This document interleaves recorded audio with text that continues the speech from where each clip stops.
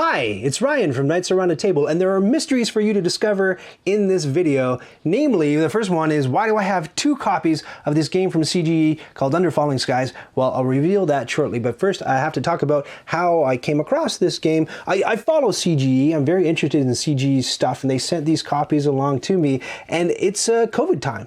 And usually they go to these big conferences like Gen Con or Origins or Spiel, and they set up huge booths, and they have people there ready to teach you the games. If you show up to those conferences, you can sit down and check it out and maybe go home with a copy, pick up a copy while you're there.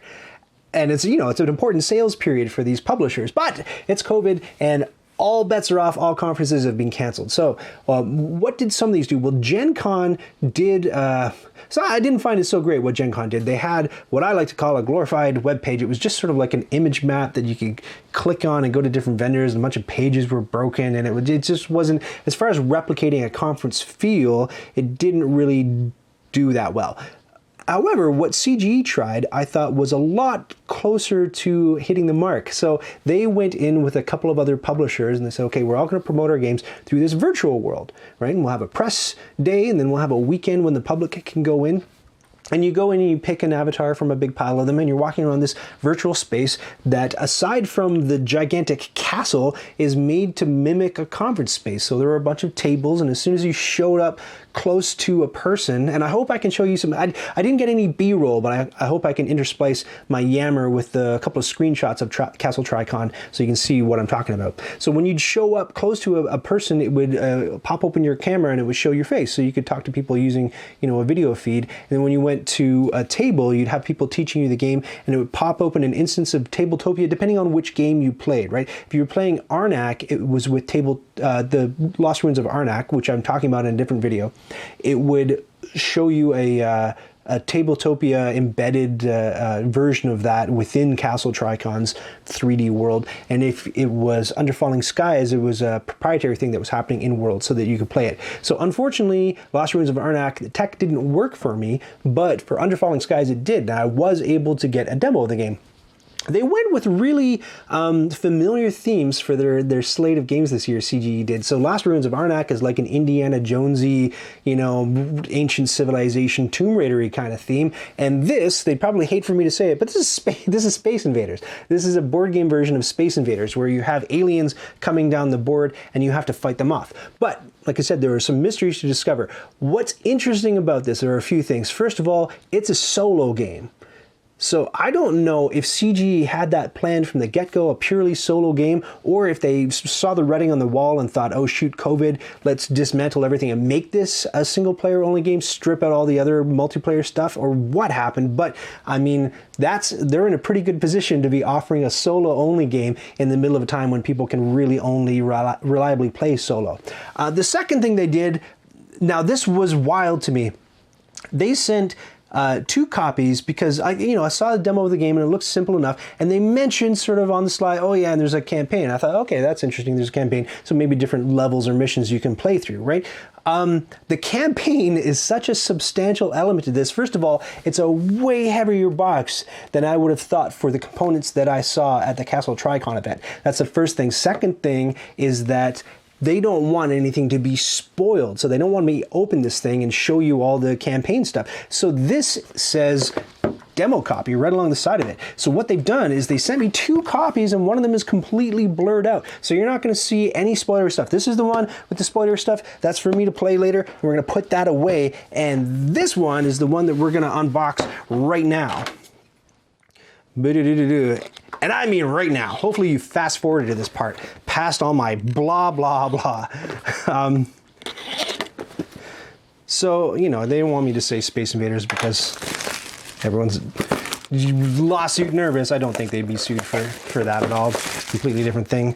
But it's very much, if you're familiar with Space Invaders, you know what's going on here. Let's pop it open. Ooh, smooth like butter. Really loose lids, so there is no box fart whatsoever. Box fart-o-meter, 0. Wait! This is a demo copy. Under Falling Skies is carefully packed with a 4-chapter campaign at the bottom. The chapters are meant to be revealed gradually as you progress through the campaign. This demo copy includes everything for a standard game and a taste of the campaign's first chapter, which can be taken out of the box. The rest of the game is blurred out to avoid spoilers. We recommend you do not unwrap it and leave it in the box. These components are included to show you the structure of the campaign and to give you a sense of the amount of content included in a full game. So it actually has like a exploded blowout view of everything in the box and how it goes, because, and I think this is the next cool surprise to learn, it's very smart. So what am I supposed to do with this one? Obviously I'm going to play the one, after I unbox it, I'm going to play the one that's got all the stuff on it. It's not blurred. So what they suggested is I take this copy and I go to a local board game cafe and donate it.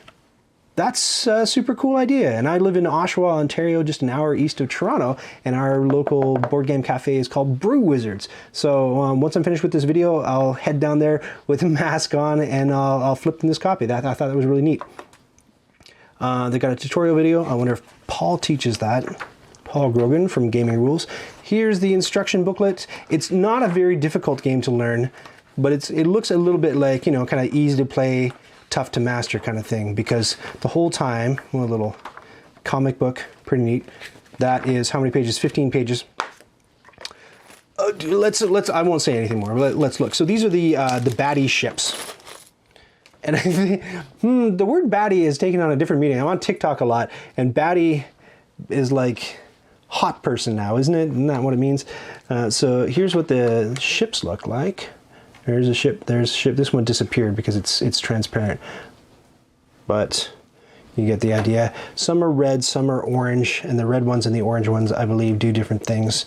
So it's a bit of a dice rolly thing. So here are the dice. They're in blue, gray, and white, and then there's this little vehicle. And this was the one bit when I saw the demo, I didn't really understand how this little vehicle worked, but it unlocks spaces. Hold on, let's get more into it, and I can sort of quasi tell you what the orange thing does. Got a little catalog for other CGE games. I like a lot of what they make. This is a piece of the board. This is a piece of the board, some pieces of the board. Oh, really? This is interesting because when I saw it demoed, I expected all of this to be one big, long, fold-out board, but it's not. It looks like you have to sort of put...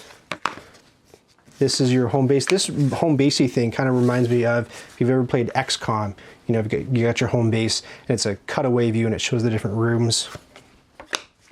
And let's follow the numbers. No, right, the numbers do not go in the right order. Yeah, something like that. Yeah, something like that. So it looks like you can make that, depending on what's going on, shorter or taller, or probably in other campaigns is like, oh, put this board in there now, sucker. You thought you had the hang of this. And then what you're doing generally, I'm not going to be able to tell you exactly how to play, but you're rolling your dice and you're putting your dice, depending on the color and the pips you rolled, on these different rooms to stop the ships in their track, and the ships are coming down sort of, you know, blah, blah, blah, blah, blah, blah, blah, blah, blah, blah, Space Invader style, following the arrows, and depending on the spaces they're on, if you roll certain numbers, you can hit them and shoot them out of the sky. But then there's this other piece, this Mothership piece. Hold on, let me try not to open. They've gone through such great pains to... I don't want to mess up the... Here we go. So this is the Mothership. And the Mothership is like a whole big, like it starts at the top, and depending on certain conditions, the Mothership just starts coming like boom, and it makes that noise. As long as you make that noise. It comes, boom, see, just did it again.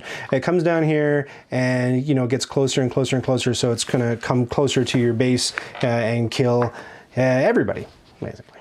Sort of like a more fun version of COVID. Personified. COVID personified. Okay, here we go.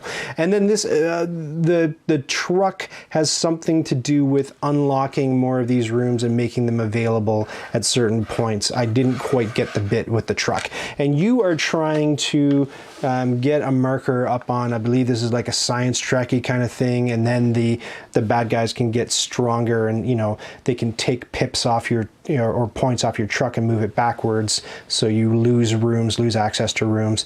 And so like the baddies win if you get down here, and you win if you're able to go all the way up here to 11, depending on the conditions of the game. That's essentially what's happening in the game. And I think we're not allowed to look at anything else. Here's a score sheet. Here's a score sheet. And oh cool, like the missions. So this is the one that's not blurred. It starts with a cool comic book and it's got cool stuff in it that I will not look at. And the 3 blurred ones, which we can't see. I feel like I could have done that with editing, but I really appreciate what they did anyway to really, I mean, is that tantalizing? Does that pique your spidey sense? This is probably the most I've known about a game going into an unboxing in a long time. That's the deal. Under Falling Skies, a solo player, Space Invaders-like set of 4 missions against a big bad mothership coming down to destroy you and everything below you. Cool. Have you played it?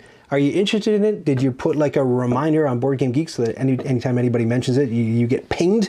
You can do that, you know, that's pretty cool. Let me know, I'd like to know, drop me a comment below, or you can talk to me on the Discord server, and there are a big pile of people over there who love board games and who will not get tired of you when you talk about them ad nauseum. We'd love to hear it. We're also setting up games periodically to play with each other online, not in person, online. Gaming in the time of COVID. Thank you so much for watching this one, and I'll catch you in the next video.